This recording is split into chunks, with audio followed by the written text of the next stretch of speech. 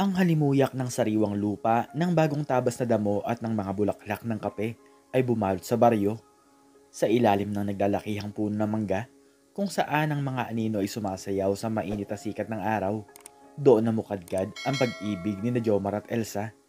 Ang kanilang pagmamahalan ay parang ugat ng punong malalim, matibay at hindi kayang buwagin ng anumang bagyo.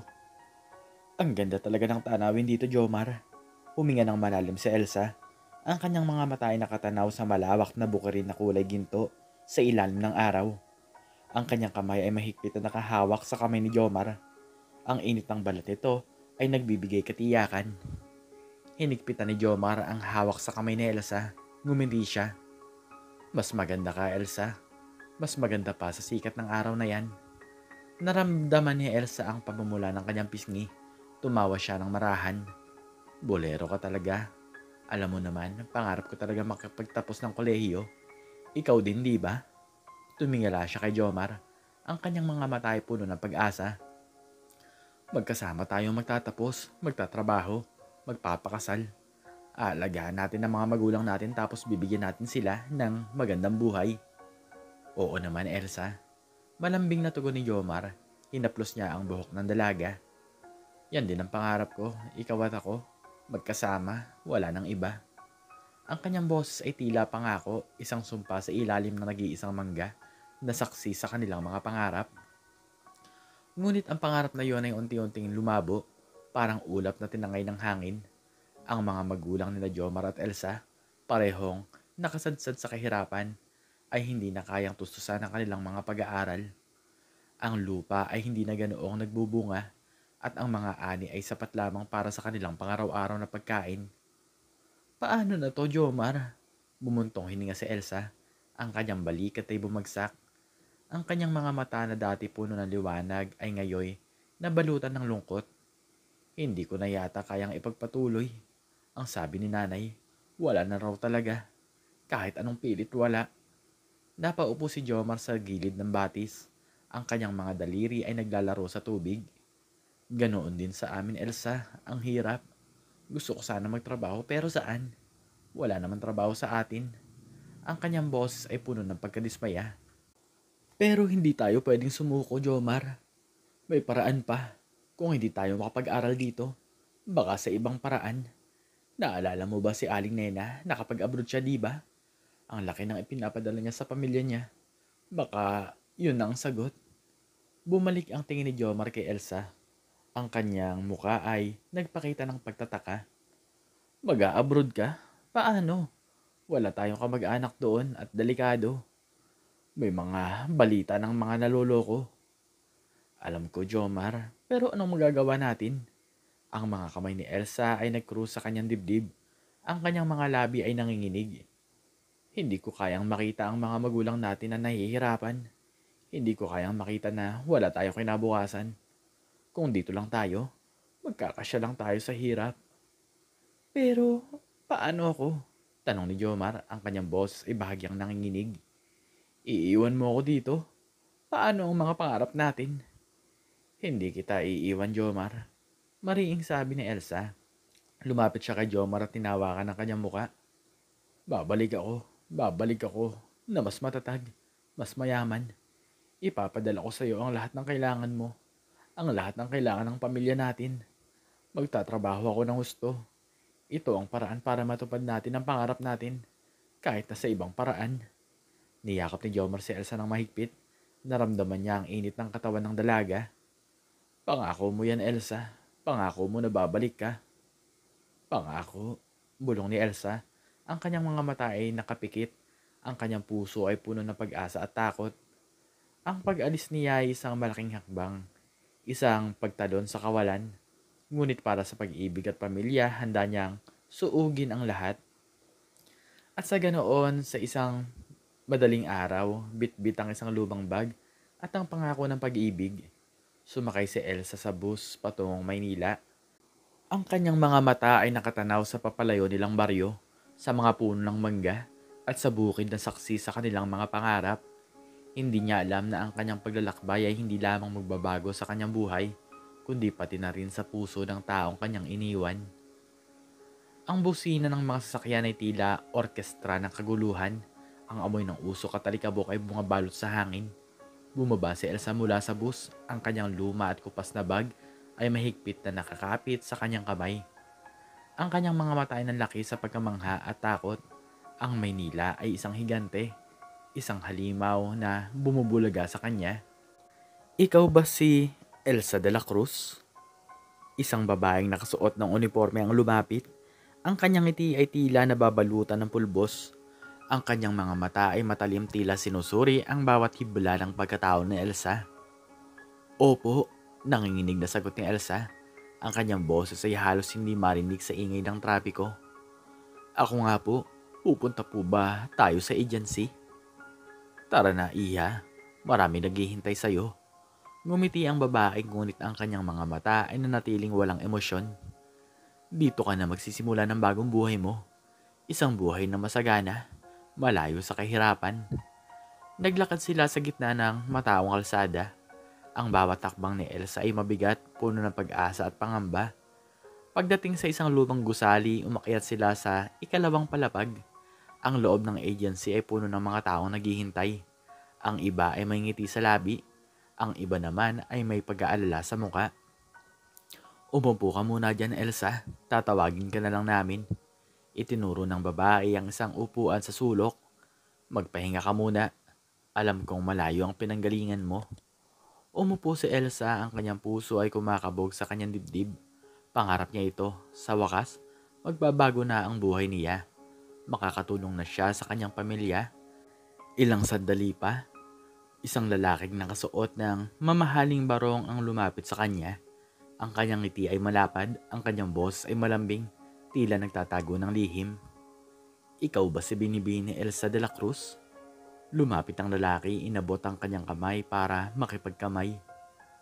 Ako si Ginoong Reyes, ang may-ari ng agency na to. Ikinagagal akong makilala ka. Opo sir, ako po si Elsa. Nanginginig ang boses ni Elsa habang inabot ang kamay ng lalaki. Ang kamay nito ay malamig at basa. Huwag kang mag-alala, Elsa. Alam ko ang pinagdaraanan mo. Ang hirap ng buhay sa probinsya, di ba? Tumingin si Ginoong Reyes sa kanya. Ang kanyang mga mata ay tila nakakakita sa kanyang kaluluwa. Pero dito, magbabago ang lahat. Nakita ko ang profile mo. Magaling ka, masipag. Ito ang hinahanap namin sa Canada. Ang mga Pilipino, kilala sa sipag at tiyaga. Talaga po, sir. Ang pag-asa ay tila bumalik sa kanyang mga mata. Kailan po ako makakaalis? Gusto ko na po talagang makapagtrabaho. Huwag kang magmadali, Iha. May proseso tayo. Kailangan natin ng kaunting bayad para sa processing fee, sa visa, at sa flight mo. Hindi naman kalakihan. Magkano ba ang dala mo? Sir, wala po masyado. Sapat lang po sa pamasahe ko paakyat dito. Yumuko si Elsa nahiya. Pero kaya ko pong magtrabaho, sir, kahit ano po, para lang po makabayad. Ngumiti si Ginoong Reyes. Yan ang gusto ko sa iyo, Elsa, ang determinasyon mo. Sige, bibigyan ka namin ng pabor. Maaari ka magtrabaho dito sa opisina namin habang iniaayos namin ang papeles mo.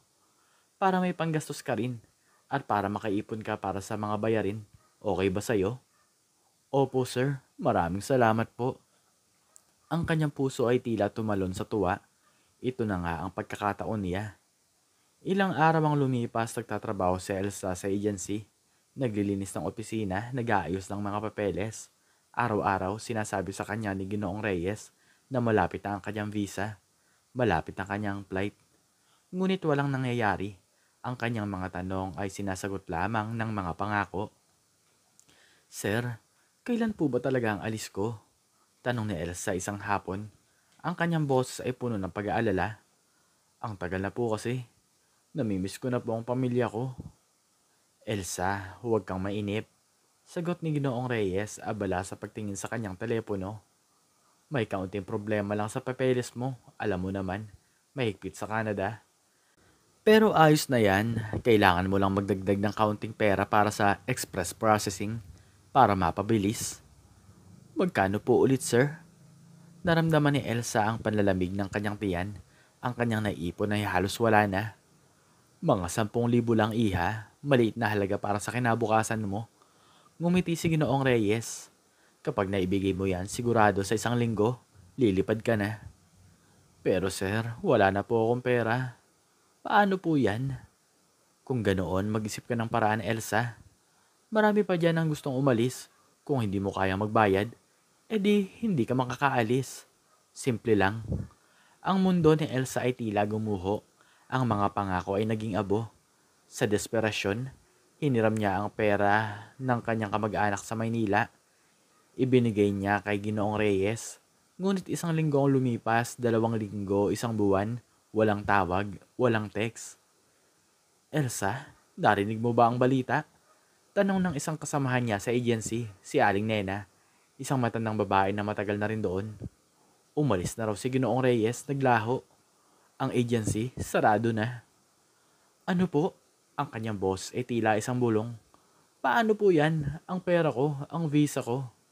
Naloko tayo, iha. Lahat tayo. Malungkot na sabi ni Aling Nena.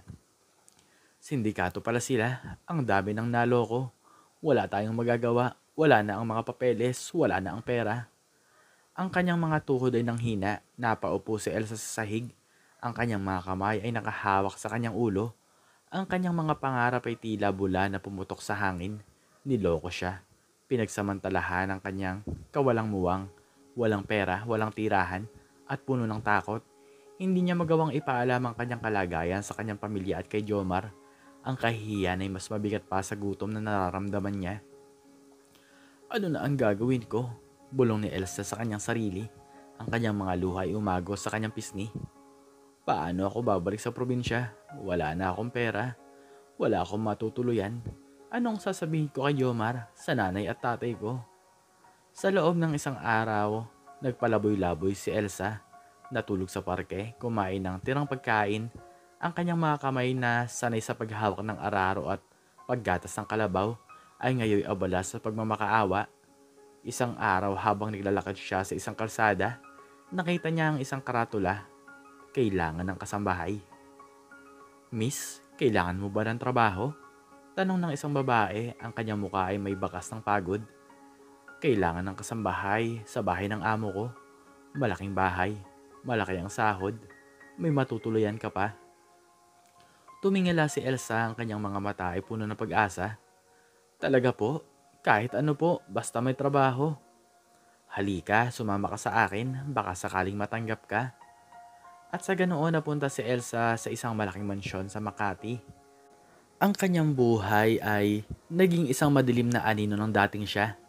Ang kanyang mga kamay ay naglinis ng marmol na sahig, nagplantsa ng mamahaling damit. Ang kanyang likod ay lagi masakit at ang kanyang mga mata ay laging pagod. Ngunit ang bawat sentimo na kinikita niya ay pinapadala niya sa probinsya. Tinitiyak na ang kanyang pamilya ay may makakain, may pambibili ng gamot at may pantusto sa kanilang pangaraw-araw na pangangailangan. Elsa, siguraduhin mong malinis ang banyo. Sigaw ng kanyang amo, isang matandang babae na laging nakasimangot. Hindi ako nagbabayad ng malaki para lang sa trabahong hindi kumpleto. Opo ma'am, sagot ni Elsa. Ang kanyang boss ay tila bulong. Ang kanyang mga kamay ay patuloy sa pagpupunas ng banyo. Ang kanyang puso ay puno ng pighati. Sa kabilang banda si Jomar na naiwan sa probinsya ay unti-unting nagbago. Ang kanyang pagmamahal kay Elsa ay nabalutan ng kasakiman at pagiging abusado. Uy, Jomar, ang laki na naman ang padala ni Elsa. Sabi ng kaibigan ni Jomar na si Carding habang nagiinuman sila sa tindahan ni Aling Pasing. Ang bote ng alak ay halos maubos na. Oo, Carding, masipag talaga yang si Elsa. Mahal na mahal ako niyan. Sagot ni Jomar, ang kanyang ngiti ay malapad. Ang kanyang mga mata ay tila nakikita ang perang ipinapadala ni Elsa. Kaya ako nga yan pinag-abroad. Di kayo na ang magandang buhay niyan. Sagot ni Carding. Itinungga ang alak. Pero Jomar, hindi ka ba naaawa kay Elsa? Sa hirap ng trabaho niya sa Maynila tapos gagastusin mo lang sa sugal at inuman? Ano ka ba, Carding? Para saan pa ang pera kung hindi mo gagastusin? Ngumiti si Jomar, kumuha ng baraha. Tsaka para sa amin din naman to. Hindi niya naman alam. Hindi niya naman makikita. Sa simula ang kanyang mga hiling ay maliit lamang, pera para sa gamot ng nanay, pambili ng binhi. Elsa, boses ni Jomar sa telepono, ang kanyang tinig ay may bahid ng kalungkutan. Ang lala na ng ubo ni nanay, kailangan niya ng gamot. Magkano ba ang padala mo ngayon? Jomar, kapapadala ko lang noong 1 linggo. Sagot ni Elsa, ang kanyang boss ay pagod. Pero sige, titingnan ko kung may maiipon pa ako. Magkano ba ang kailangan mo? Mga 5,000, Elsa. Malakas ang gamot niya. Hindi na rin kasi makakain ng maayos. Sige, Jomar. Magpapadala ako bukas. Ingatan mo si nanay, ha? Salamat, Elsa. Mahal na mahal talaga kita. Ikaw lang ang pag-asa namin dito. Ngunit sa paglipas ng panahon, ang kanyang mga hiling ay lumaki. Naging mas madalas at mas walang hiya. Elsa, kailangan ko ng pera para sa binhi.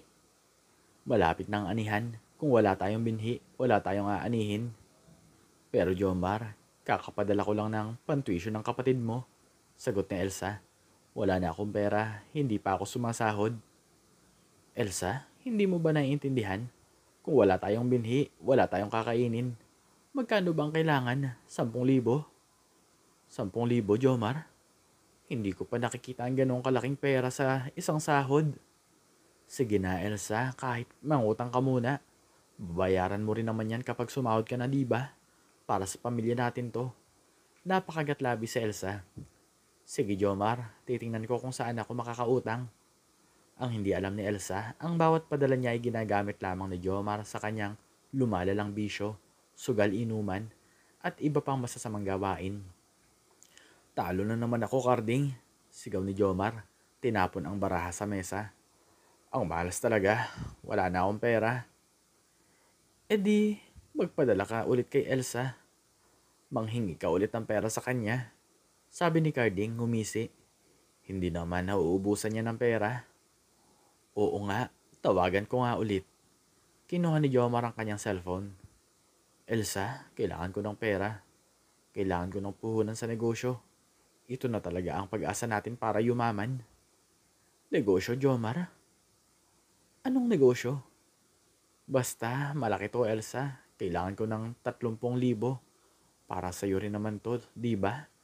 Para sa pagbalik mo, may sarili na tayong negosyo. 30,000? Jomar, saan ko naman kukunin yan? Ang hirap ng buhay dito. Hindi ako makakain ng maayos para lang makapagpadala sa inyo. Sige na, Elsa. Para lang sa kinabukasan natin to. Para hindi ka na maghirap. Isipin mo na lang pagbalik mo, magiging mayaman na tayo. Pinilit ni Elsa ang kanyang sarili, nag-overtime siya. Nagbenta ng ilang gamit niya. Ipinadala niya ang pera kay Jomar. Ngunit ang negosyo ni Jomar ay ang kanyang lumalalang bisyo.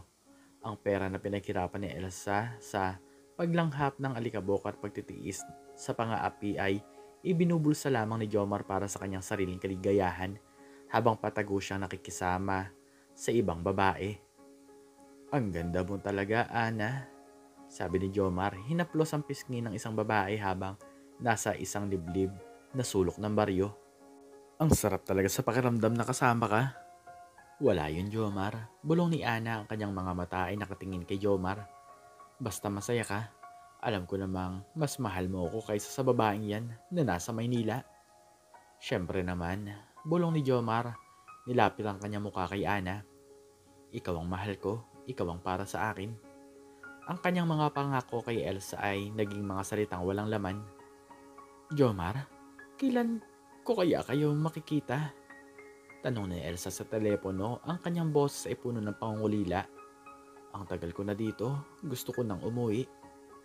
Huwag ka munang umuwi, Elsa, sagot ni Jomar. Hindi pa ako nakakabangon.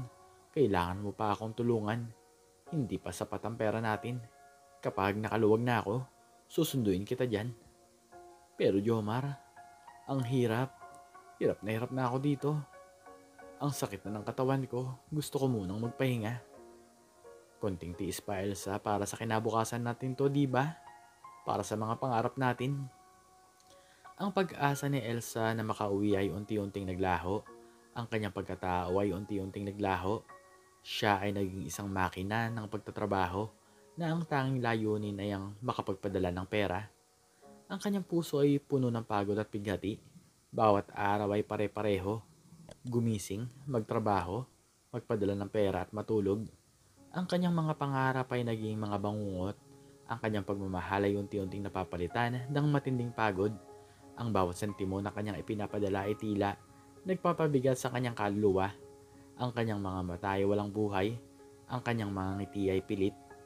Siya ay isang anino ng kanyang dating sarili, nakakulong sa isang gintong hawla, habang ang taong mahal niya ay nagpapakasasa sa kanyang paghihirap.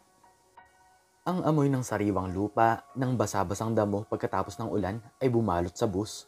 Bumaba si Elsa, ang kanyang mga mata ay nananabik. Matagal na panahon mula nang huli niyang masilayan ng mga bukid. Ang mga bahay na gawa sa kawayan, ang simpleng pamumuhay na kanyang iniwan. Ang bawat hakbang ay puno ng pag-asa. Sa wakas, makikita na niya ang kanyang pamilya. At si Jomar, ang kanyang puso ay kumakabog sa dibdib. Jomar, bulong niya sa sarili. Ang kanyang labi ay napangiti. Nandito na ako. Naglakad siya patungo sa kanilang baryo. Ang kanyang mga paa ay tila lumulutang sa lupa. Ang kanyang pamilyar na tunog ng mga manok, ang huni ng mga ibon, ang tawanan ng mga bata. Lahat ay musika sa kanyang pandinig. Pagliko sa kanto, nakita niya ang kanilang lumang bahay. Ang kanyang mga mata ay nanlaki sa nakita. Sa harap ng kanilang lumang bahay, nakita niya si Jomar, nakangiti, nakayakap sa isang babae. Ang babae ay hindi lamang isang kaibigan. Ang paraan ng kanilang paghawak at pagtingin sa isa't isa ay malinaw na nagsasabing sila ay magkasintahan. Jomar, ang kanyang boses ay tila isang bulong, halos hindi marinig. Ang kanyang mundo ay gumuho, ang mga taon ng paghihirap, ang mga luha na ibinuhos niya sa dilim, ang bawat sentimo na kanyang pinadala, lahat ay tila nawala ng saysay. Ang pagmamahal na kanyang iningatan sa kanyang puso ay naglaho, napalitan ng matinding galit at sakit. Sa isang iglap, ang lahat ng kanyang pagtitiis ay sumabog. Lumapit si Elsa kay Jomar, ang kanyang mga mata ay puno ng apoy, walang salita, walang babala. Isang malakas na sampalang lumagapak sa mukha ni Jomar. Ang tunog ng sampal ay umalingaw-ngaw sa tahimik na hapon. Nagpatigil sa lahat ng nakasaksi. Ang babae na kasama ni Jomar ay nagulat, habang si Jomar naman ay nanlamig. Ang kanyang mga mukha ay nagpakita ng pagsisisi at pagkabigla. Elsa? Bulong ni Jomar. Anong ginagawa mo rito? Anong ginagawa ko rito? Sigaw ni Elsa, ang kanyang boses ay nanginginig. Ako dapat ang magtanong sa iyo, Jomar. Anong ginagawa mo? Sino yan? Itinuro ang babae. Sino yung babaeng yan ha? Habang ako ay nagpapakamatay sa Maynila, ikaw naman ay nagsasaya dito. Ginagamit mo ang pera ko sa bisyo mo at sa babaeng yan. Ang babae umatras, ang kanyang mga mata ay puno ng takot. Jomar, sino ba yan? Manahimik ka. Sigaw ni Jomar sa babae pagkatapos ay bumalik ang tingin kay Elsa. Elsa, mali ang iniisip mo. Hindi yan ang akala mo. Hindi ang akala ko? Bulag ba ako, Jomar? Nakikita ko. Nakikita ko ang lahat. Ilang taon ako nagpapakahirap, ilang taon ako nagtitiis para sa'yo, para sa pamilya natin. Tapos ito ang bubungad sa akin? Elsa, makinig ka muna sa akin. Kailangan kong ipaliwanag.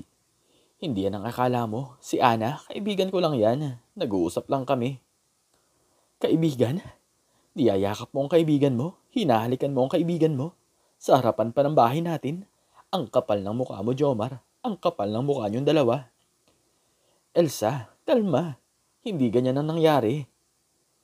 Huwag kang lalapit sa akin. Ang baho mo. Ang baho ng pagtataksil mo. Naalala mo pa ba ang mga pangako mo, Jomar? Naalala mo pa ba ang sinabi mo na ako lang?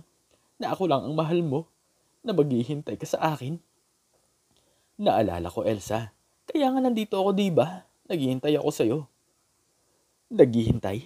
Naghihintay ka habang may kasama kang iba? Naghihintay ka habang sinusunog mo ang pinaghirapan ko sa sugal at inuman? Alam ko ang lahat, Jomar. Alam ko ang lahat ng ginawa mo. Ang boses ni Elsa ay nanginginig. Ang pera na ipinapadala ko sa'yo, ginagamit mo lang sa bisyo mo, sa paglilibang mo. Habang ako, halos hindi na ako makakain ng maayos sa Maynila. Alam mo ba kung gaano kahirap ang buhay doon, Jomar? Alam mo ba kung gaano ako nagtitiis? Ang pagpapahirap ng amo ko, Ang pagod ng katawan ko. Ang pangungulila ko sa inyo. Lahat yung tiniis ko para sa'yo. Para sa atin. Elsa, hindi ko sinasadya. Nadala lang ako. Ang hirap din kasi dito. Ang lungkot ko nung umalis ka. Lungkot? Anong lungkot ang sinasabi mo? Habang ako ay naglulupasay sa pagod at gutom. Ikaw naman ay nagpapakasasa sa buhay mo. Wala kang karapatang sabihin nalulungkot ka. Wala kang karapatang magdahilan. Ang kapal na mukha mo, Jomar. Ang kapal na mukha mo. Elsa, pakinggan mo ako. Nagkamali ako, inaamin ko, pero mahal kita, Elsa. Mahal na mahal kita. Mahal? Kung mahal mo ako, hindi mo gagawin to. Kung mahal mo ako, hindi mo ako lolokohin. Kung mahal mo ako, hindi mo ako sasaktan ng ganito. Ang lahat ng pangako mo, puro kasinungalingan. Ang lahat ng sinabi mo, puro panloloko. Ginawa mo akong tanga, Jomar. Ginawa mo akong robot na nagtatrabaho para sa'yo. Para sa bisyo mo. Elsa, hindi ganun. Ganoon, Jomar. Ganun na ganun. Ang sabi mo para sa gamot ng nanay mo. Ang sabi mo para sa binhi. Ang sabi mo para sa negosyo. Puro kasinungalingan, puro palusot. Ang lahat ng yun para lang makapagsugal ka, makapag-inom, makapagbisyo at para sa babaeng yan. Muling itinuro ni Elsa si Ana na ngayon umiiyak na sa tabi. Umalis ka na, babae. Wala kang karapatan dito. Hindi mo alam kung gaano kami naghirap para lang mabuhay.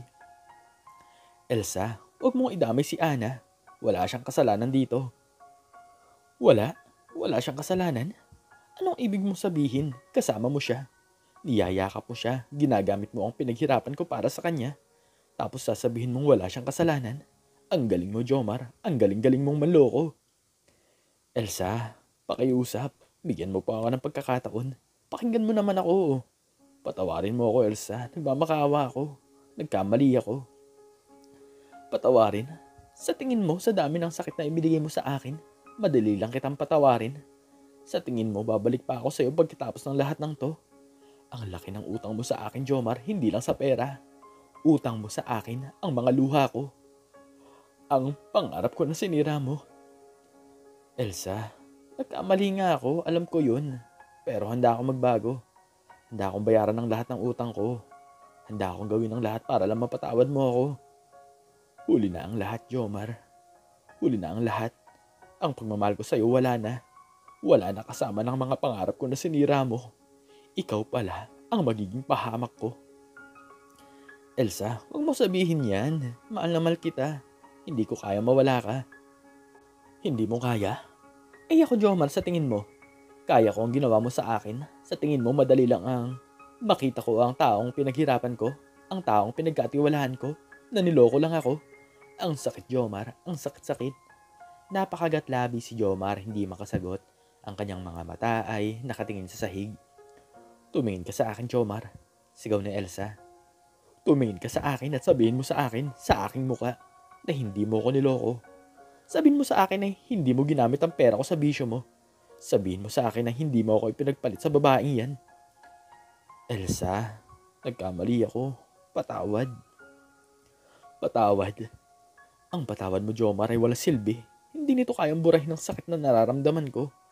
Hindi nito kayang ibalik ang tiwala na sinira mo. Pero Elsa, paano na ang pamilya mo? Paano na ang mga magulang mo? Sino ang tutulong sa kanila? Huwag mong gamitin ang pamilya ko para lang makalusot ka, Jomar. Kaya ko silang tulungan kahit wala ka. Mas mabuti pang wala ka sa buhay ko kaysa sa isang taong tulad mo na manluloko at abusado. Elsa, pakiusap. Bigyan mo lang ako ng isa pang pagkakataon. Babaguhin ko naman ang lahat. Aalagaan ko naman ang pamilya mo. Ginagawa ko naman ang lahat para sa'yo. Ang dami mong pangako, Jomar. Ang lahat ng yun na pa ako. Hindi na ako maniniwala sa'yo. Hindi na ako magpapaloko sa'yo. At hindi kita mapapatawad. Elsa, wag mo namang sabihin ang mga yan. Yan ang totoo, Jomar. Ang lahat ng pinaghirapan ko, lahat ng pangarap ko, sinira mo lang. Ikaw ang may kasalanan ng to. Elsa, pakiusap. Walang pakiusap, Jomar. Kaya, umalis ka na sa buhay ko, lumayo ka na sa akin. Elsa, hindi ko kaya. Kaya mo, Jomar, kaya mo. Ang kapal na mukha mo na magpakita ng awa sa sarili mo pagkatapos ng lahat ng ginawa mo. Naawa ka sa sarili mo dahil nahuli ka, hindi dahil nasaktan mo ako. Napayo ko mang kamao ni Jomar. Elsa, huwag kang ganyan. Nagmamakaawa na ako. Huwag kang magmakaawa, Jomar. Wala kang karapatan. Matindi ang galit ko sa'yo. Matindi ang pagkadismaya. Elsa, hindi ko alam kung paano ako magsisimula ulit kung wala ka. Hindi mo alam? Eh ako, Jomar. Tingin mo madali sa akin na magsimula ulit pagkatapos ng lahat ng to? Wala kang alam. Dahil abala ka sa pagpapakasasa mo sa buhay mo. Wala kang pakialam sa akin. Jomar, ginamit mo lang ako. Ginamit mo lang pag-iibig ko. Ang mga salita ni Elsa ay tila patalim na tumama sa puso ni Jomar. Napaatras siya, ang kanyang muka ay puno ng sakit at pagsisisi. Kung minahal mo ako, hindi mo ako lolokohin. Isang malaking panloloko ang lahat ng to. Ang pagmamahal mo, Jomar, puro kasinungalingan. Umatras si Elsa, ang kanyang mga mata ay nakatingin sa malayo. Ang kanyang hininga ay mabigat, ang kanyang puso ay tila dinudurog. Ang kanyang mga pangarap ay naging abo at ang kanyang pagmamahal ay naging puot. Ayaw ko nang makita ang pagmumukha mo, Jomar. Kahit na kailan, kahit saan. Tapos na tayo. Tumalikod si Elsa, ang kanyang balikat ay nanginginig. Naglakad siya palayo, iniwan si Jomar na nakaluhod sa lupa. Ang sugat ay sariwa pa, ngunit sa halip na hayaan itong lunurin siya, ginamit niya ito bilang panggatong. Ang galit ay naging determinasyon. Ang bahay ng mga magulang ni Elsa ay tahimik. Tanging ang tunog ng hangin na dumadaloy sa mga bintana ang maririnig. Nakaupo si Elsa sa isang sulok, ang kanyang mga mata ay nakatingin sa malayo. Ang kanyang muka ay namumutla, ang kanyang mga labi ay nanginginig. Ang kanyang ina, si Aling Nena, ay lumapit sa kanya. Ang kanyang muka ay puno ng pag-aalala. Anak, ayos ka lang ba? Bulong ni Aling Nena, hinaplos ang buhok ni Elsa. Mula nang dumating ka, hindi ka pa nagsasalita. Ano bang nangyari, anak? Bakit ka umiiyak kanina? Napatingin si Elsa sa kanyang ina.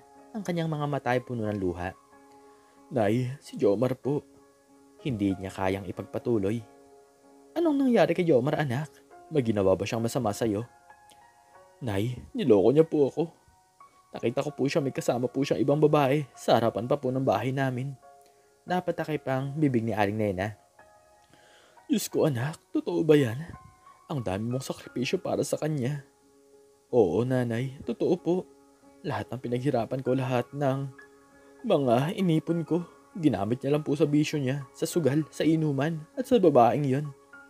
Puro na lang po siya kasinungalingan. Ang sakit-sakit po. Anak ko, pasensya na, anak. Hindi namin alam. Akala namin maayos ang lahat. Hindi po, nay. Hindi po totoo. Ginamit niya lang po ako. Ginamit niya lang po ako para sa pera. Hindi ko po maintindihan. Bakit niya po ito ginawa sa akin? Mahal na mahal ko po siya. Hindi natin maintindihan ang puso ng isang tao, anak. Pero ang mahalaga, nakita mo ang totoo. Bumuntong hininga si Aling Nena. Anong plano mo ngayon, anak? Babalik ka pa ba sa Maynila? Hindi ko po alam, nay. Ayoko na pong bumalik doon. Ayoko na pong makita ang pagmumukha niya. Ayoko na po ng awa nila. Pero saan ka pupunta, anak? Wala ka ng trabaho sa Maynila, di ba? Opo, nay. Naloko po ako. Ang agency na pinasukan ko, sindikato po pala. Wala na po akong natira. Lahat po ng pera ko kinuha nila. Anak ko, ang dami mong pinagdaanan. Bakit hindi mo naman sinabi sa akin at bakit mo naman itinago? Kami ang pamilya mo, nandito kami para sa'yo. Nahihiya po ako, nay. Nahihiya po akong sabihin sa inyo na loko po ako. Nahihiya po akong sabihin na wala na po akong pera. Nahihiya po akong sabihin na hindi na po ako makakabalik sa inyo ng mayaman. Walang dapat ikahiya, anak. Hindi mahalagang pera, ang mahalaga buo tayo. Ilang araw ang lumipas, si Elsa ay nanatili sa bahay, natahimik, malalim ang iniisip. Ang kanyang ama na si Mang Ben ay lumapit sa kanya isang hapon habang nakaupo siya sa balkonahe. Anak, kumain ka na ba? Hindi ka masyadong kumakain. Magkakasakit ka niyan. Wala po akong gana, tay. Ang hirap po lang tanggapin na ang lahat ng ginawa ko ay nawala lang at niloko po ako ng taong pinagkatiwalaan ko. Alam ko masakit, anak, pero hindi ka pwedeng manatili sa lungkot. Ang baryo na to maliit lang. Ang bawat matay nakatingin sa'yo. Alam ko po, tay. Kaya nga po ayoko manatili dito. Wala na po akong ibang mapupuntahan. Anak, naalala mo pa ba ang tiyahin mong si Aling Susan? Tanong ni Mang Ben, yung kapatid ng nanay mo na nasa Canada. Matagal na siyang nag-aaya na pumunta ka doon. Bakit hindi mo siya tawagan? Nagdingning ang mga mata ni Elsa. Si Tita Susan po. Pero tay, matagal na po kaming hindi nag-uusap. Baka po ayaw na niya akong tulungan. Walang mawawala kung susubukan mo, anak. Alam kong matutulungan ka niya. Mahal ka ng tiyahin mo. Kinabukasan, buong tapang na tinawagan ni Elsa si Aling Susan. Ang kanyang kamay ay nagningning habang hinihintay niya ang sagot sa kabilang linya. Hello? Sino to? Boses ni Aling Susan ang kanyang tinig ay nagulat. Tita Susan, si Elsa po ito. Anak po ni Nanay Nena. Elsa? Diyos ko, anak. Ikaw ba yan? Ang tagal nating hindi nag-usap. Kumusta ka na? Bakit ka napatawag? Ang boses ni Aling Susan ay puno ng tuwa. Tita, may sasabihin po sana ako sa inyo. Bulong ni Elsa. Ang kanyang mga luha ay nagsimulang umagos. Ang dami ko pong pinagdaanan, tita. Naloko po ako sa Maynila. Tapos po si Jomar. Ikwento ni Elsa ang lahat. Narinig niya ang pagbuntong hininga ni Aling Susan sa kabilang linya. Ay nako, ang dami mong pinagdaanan. Sana matulungan kitang agad. Ang boses ni Aling Susan ay puno ng awa. Pero wag kang mag-alala, nandito lang ako para sa'yo. Hindi kita pababayaan. Pero tita, paano po? Wala po akong pera. Wala na po akong matuluyan. Ayoko na po dito sa probinsya. Huwag kang mag-alala sa pera. Ako na ang bahala. Mayroon akong kilala dito na naghahanap ng kasambahay. Ako na ang bahala sa lahat. Padalhan mo lang ako ng mga requirements. Talaga po, tita. Maraming salamat po. Walang anuman. Pamilya tayo. Hindi tayo nag-iiwanan. Ang mahalaga, bumangon ka. Ipakita mo sa Jomar na yan na mali siya. Ipakita mo sa Jomar na yan na kaya mo magtagumpay kahit wala siya. Opo, tita. Gagawin ko po ang lahat. Hindi ko po kayo bibiguin. Mula noon, ang galit ni Elsa ay naging determinasyon. Ang bawat luha ay naging panggatong. Ang bawat sakit ay naging lakas. Nag-asikaso siya ng mga papeles sumunod sa bawat payo ni Aling Susan. Isang araw habang naglalakad siya sa palengke, nakita niya si Jomar. Ang kanyang mukha ay payat. Ang kanyang mga mata ay walang buhay. Ang kanyang damit ay gusot. Nakita niya ang isang bote ng alak sa kamay nito.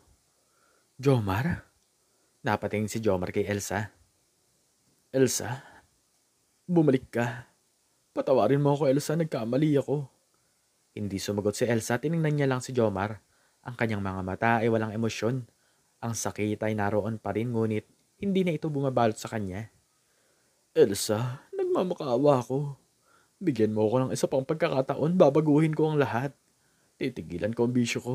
Aalagaan ko ang pamilya mo. Gagawin ko ang lahat para sa'yo. Huli na ang lahat, Jomar. Huli na ang lahat. Ang lahat ng sinabi ko sa'yo noon, totoo. Tapos na tayo. At hindi kita mapapatawad. Elsa, huwag kang ganyan. Mahal na mahal kita. Hindi ko kaya mawala ka. Kung mahal mo ko, hindi mo ako lolokohin. Kung mahal mo ako, hindi mo ako sasaktan ng ganito. Ang pagmamahal mo, Jomar, ay isang malaking kasinungalingan. Walang pakiusap, Jomar. Ang tanging nararamdaman ko para sa'yo ay pagkadismaya, hindi na galit. Natuto akong bumangon. Natuto akong maging matatag. Natuto akong umasa sa sarili ko. Elsa, wag mong sabihin yan. Bulong ni Jomar. At yan na ang totoo. At ngayon naalis na ako. Alis na ako sa buhay mo. Hindi na ako babalik. Tumalikod si Elsa, naglakad papalayo. Iniwan si Jomar. Ang kanyang muka ay puno ng pagsisisi. Samantalang sa probinsya, si Jomar ay naiwan sa kanyang kahihiyan. Ang kanyang bisyo ay lalong lumala at ang babaeng kasama niya ay iniwan na din siya. Jomar, ayoko na. Sigaw ni Ana. Ang kanyang mga mata ay puno ng galit. Hindi ko na kaya ang buhay na to. Ang dami mong problema. Ang dami mong bisyo. Wala ka ng pera, wala ka ng trabaho. Di na kita mahal. Ana, huwag mo akong iwan. Pagmamakaawa ni Jomar. Mahal na mahal kita, ako lang ang kasama mo. Hindi, Jomar, hindi na kita mahal. Hindi ko na kaya ang buhay na to. Ang dami mong utang, ang dami mong problema. Hindi na ako magpapaka-engot sa'yo. Manatili ka sa bisyo mo. Manatili ka sa hirap mo. Aalis na ako. Bumalik si Ana sa kanyang bahay. Iniwan si Jomar na nakaluhod sa lupa. Jomar, kumain ka na? Sabi ng kanyang ina na si Aling Minda habang nakaupo siya sa harap ng hapagkainan. Hindi ka na kumakain ng maayos. Ang payat-payat mo na. Wala po akong gana, Nay. Bulong ni Jomar. Gusto ko na lang po matulog. Gusto ko pong makalimot. Hindi mo pwedeng takbuhan ng problema mo, anak. Alam kong masakit ang nangyari pero kailangan mong bumangon. Wala na po akong pag-asa, Nay. Iniwan na po ako ni Elsa. Iniwan na rin po ako ni Ana. Nag-iisa na lang po ako. Hindi ka nag-iisa, anak. Nandito lang kami. Hindi ka pwedeng umasa sa ibang tao. Wala na siya. Nasa Canada na siya. Canada? Nasa Canada na siya? Kailan pa? Matagal na, anak. Hindi mo lang alam dahil abala ka sa pagkakasasa sa mga bisyo mo. Kailangan mo magbago, anak, para sa sarili mo. Hindi para kay Elsa, para sa sarili mo. Napakuyom ang kamao ni Jomar. Ang kanyang puso ay puno ng pagsisisi. Ang kanyang buhay ay naging isang bangungot. Isang patunay na ang kanyang buhay ay isang maling desisyon. Ang kanyang pangalan ay naging kasinungalingan ng pagtataksil. Ngunit sa bawat paghigop ng alak, sa bawat pagtaya ng sugal, ang mukha ni Elsa ay laging bumabalik, paulit-ulit. Nagpapakahirap sa kanyang kaluluwa. Ang kanyang buhay ay isang patunay na ang kasakiman at bisyo ay maaaring sumira sa buhay ng isang tao. Ang kanyang pagkatao ay unti-unting naglaho, napalitan ng isang anino ng kanyang dating sarili. Ang kanyang mga pangarap ay naging abo at ang kanyang pagmamahal ay naging puot. Ang kanyang buhay ay isang malaking pagkakamali at sa bawat araw na lumilipas lalo siyang lumulubog sa kumunoy ng kanyang mga naging bisyo. Hindi na siya makabangon. Ang kanyang pagkatao ay unti-unting naglaho at napalitan ng isang anino ng kanyang dating sarili. Ang kanyang mga pangarap ay naging abo at ang kanyang pagmamahal ay naging puot. Ang kanyang buhay ay isang malaking pagkakamali. Ang lamig ng hangin sa Canada ay dumampi sa pisngi ni Elsa. Iba na ang init ng Maynila o sa simoy ng hangin sa probinsya. Bumaba siya mula sa eroplano. Ang kanyang puso ay puno ng halo-halong emosyon. Nakita niya si Aling Susan nakangiti habang nakalahad ang mga kamay. Tita! Niyakap ito ni Elsa ng mahigpit. Ang init ni Aling Susan ay tila bumura sa lahat ng lamig na kanyang nararamdaman. Elsa, anak, ang laki mo na. Ang ganda mo pa rin. Hinaplos ni Aling Susan ang buhok ni Elsa. Napakasaya ko na nandito ka na. Kumusta ang biyahe? Napagod ka ba? Okay lang po, tita. Medyo pagod lang pero masaya na po ako. Ang ganda po pala dito, tita. Ibang-iba po talaga. Oo, anak. Iba rito. Pero masasanay ka rin. Halika, kumain tayo. Alam kong gutom ka na. Huwag kang mag-alala sa lahat na nangyari. Ang mahalaga, nandito ka na at makakapagsimula ka na. Salamat po. Hindi ko po alam kung paano kayo pasasalamatan. Walang anuman, anak. Ilang araw ang lumipas, si Elsa ay nagsimulang magtrabaho bilang isang kasambahay sa isang pamilyang Pilipino. Tulad ng inirekomenda ni Aling Susan, ang trabaho ay mahirap, ngunit hindi kasing hirap ng pinagdaanan niya sa Maynila. Ang kanyang mga amo ay mabait at ang sahod ay regular. Kumusta naman ang trabaho mo? Hindi ka ba nahihirapan? Okay lang po, tita, malaki po ang bahay pero nasasanay din po ako. Napangiti si Elsa ngunit ang kanyang mga mata ay may bakas pa rin ng pagod. Mabuti naman kung ganon. Pero alam ko may bumabagabag pa rin sa'yo. Si Jomar ba? Bumuntong hininga si Elsa. Opo, tita. Hindi ko po maintindihan. Ang sakit pa rin po. Anak, ang pagpapatawad ay hindi para sa kanya, kundi para sa sarili mo. Ang pagkapit sa galit ay parang pag-inom ng lason. Tapos, umaasa kang siya ang mawawala. Ikaw ang magdurusa. Pero ang hirap po, tita. Ang dami ko pong pinagdaanan ng dahil sa kanya. Alam ko. At ang mga pinagdaanan mong yan ang magpapatatag sa'yo. Tingnan mo ang sarili mo ngayon, nandito ka, nagtatrabaho, nag-iipon. Elsa, mas pinatatag ka niya. Salamat po, tita. Kailangan ko po talaga marinig yan. Tita, gusto ko pong magkaroon ng sarili kong negosyo. Gusto ko pong magtayo ng kainan, mga lutong Pinoy po. Para po hindi ko po mamiss ang Pilipinas kahit malayo po ako. Yan ang gusto kong marinig mo. Tutulungan kita sa lahat ng kailangan mo. Lumipas sa mga buwan naging taon, si Elsa ay nagtrabaho ng masigasig. Bawat sentimo ay pinapahalagahan niya. Sa bawat padala niya sa kanyang pamilya, naramdaman niya ang kaligayahan. Nay, kumusta na po kayo dyan? Napadala ko na po ang pera para sa panggamot niyo po ni tatay at sa pang-araw-araw niyo po. Ayos lang kami, anak. Maraming salamat sa tulong mo. Ang laki ng tulong mo sa akin. Hindi na kami nahihirapan. Salamat po sa Diyos, Nay. Mag-iipon pa po ako ng mas marami para po makauwi na po ako dyan at makapamasyal at para po matulungan ko kayo ng mas matindi. Napakabait mo talaga, anak Elsa. Sana maging masaya ka dyan. May bago ka na bang kasintahan? Napangiti si Elsa. Wala pa po, Nay. Nag-iipon pa po ako. At abala po ako sa pagpaplano ng negosyo ko. Gusto ko po talagang magtayo ng kainan dito. Naku anak, malaki yan. Kaya mo ba yan? Kaya po, Nay. Gagawin ko po ang lahat para po ito sa inyo at para sa sarili ko. Samantalang ang probinsya, ang buhay ni Jomar ay lalong lumbog sa kumunoy. Ang kanyang bisyo ay lalong lumala. Jomar, anong ginagawa mo rito? Tanong ni Mang Carding, ang kaibigan ni Jomar.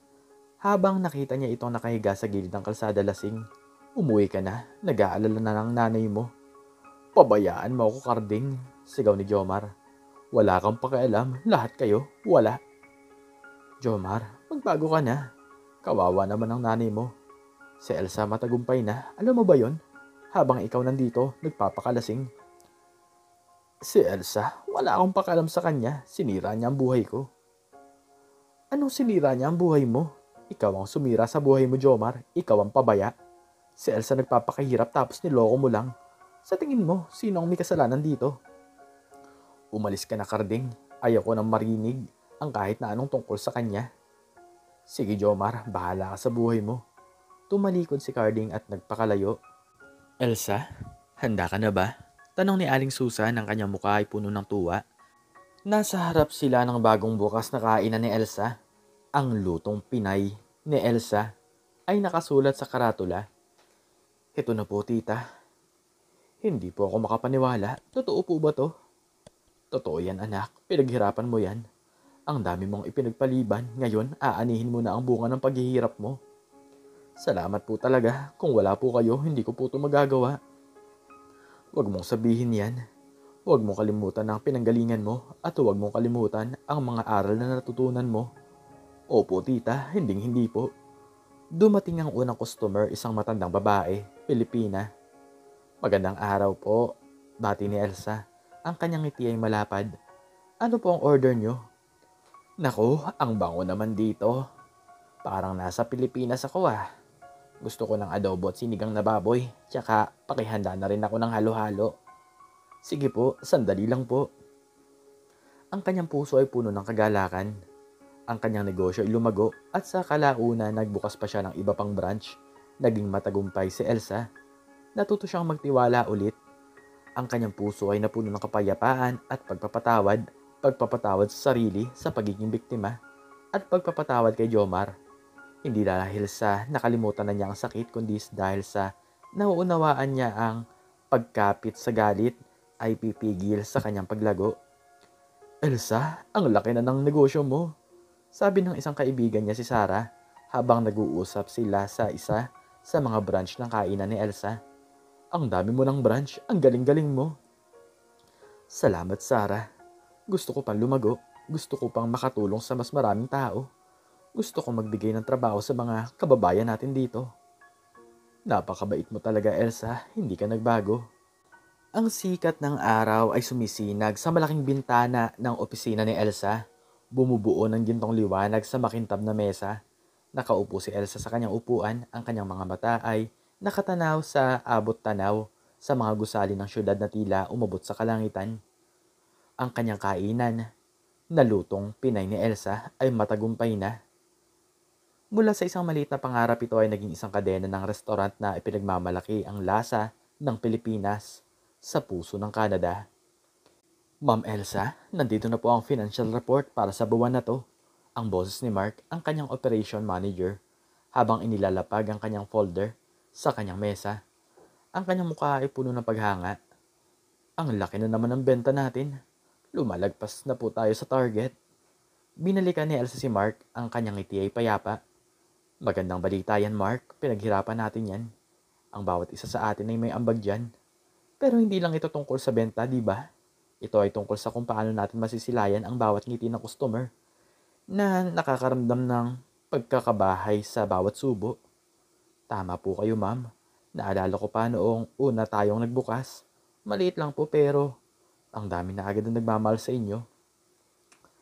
Marami po ako natutunan, ma'am. Hindi lang po sa negosyo kundi pati na rin po sa buhay. Lahat tayo patuloy na natututo, Mark. Ang buhay, isang mahabang paglalakbayan. Ang dating batang babae na puno ng pangarap na niloko at sinaktan ay naging isang matatag at matagumpay na babae. Ang mga pilat sa kanyang puso ay naging mga marka ng kanyang paglalakbay, mga paalala ng kanyang lakas.